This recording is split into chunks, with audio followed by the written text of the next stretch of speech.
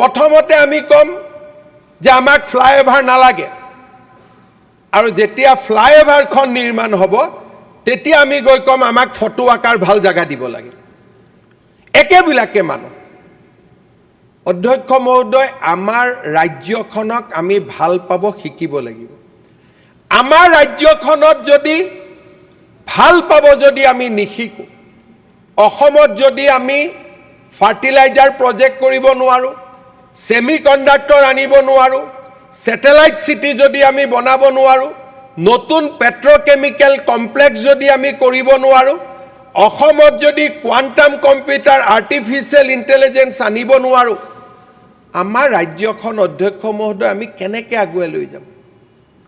আজি আমি আমাৰ অসমত 600 মেগাৱাট পাম্প ষ্টৰেজ এটা কৰাৰ বাবে আমি যুদ্ধ কৰিব লাগে মই অৰুণাচলৰ মুখ্যমন্ত্ৰীক সুধিছিলো যে পেমা ভাই 30,000 মেগাৱাট আপুনি কেনেকৈ কৰিব আন্দোলন কৰিটো শেষ হৈ যাব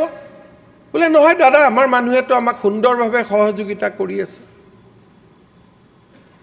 আজি আমাৰ বিধানসভাই আমি চিন্তা কৰিব লাগিব যে ৰাজ্যখনক লৈ আমি এটা নেগেটিভিটি ক্ৰিয়েট কৰিম যে আমাৰ ৰাজ্যখনক লৈ আমি এটা পজিটিভিটি ক্ৰিয়েট কৰিম যোৱা 5 বছৰত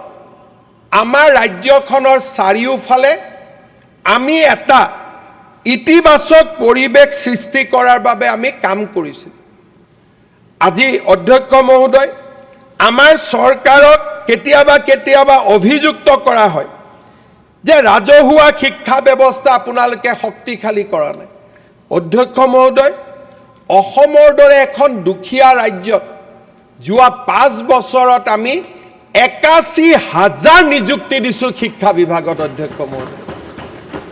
তাতকৈ কৰাৰ বাবে আমাৰ সামৰ্থ্য ক'ত পেট্ৰলৰ ওপৰত আমি এটকা বেছি ল'ব নোৱাৰো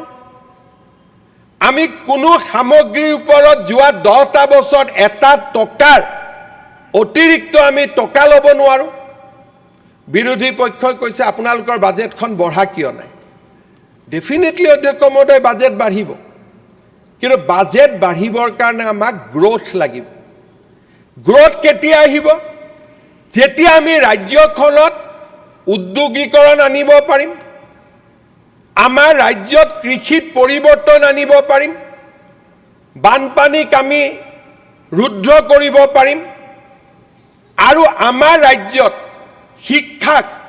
আমি আধুনিকৰণ কৰিব পাৰিম আজি অধ্যক্ষ মহোদয় এই বাজেটখনে অসমলৈ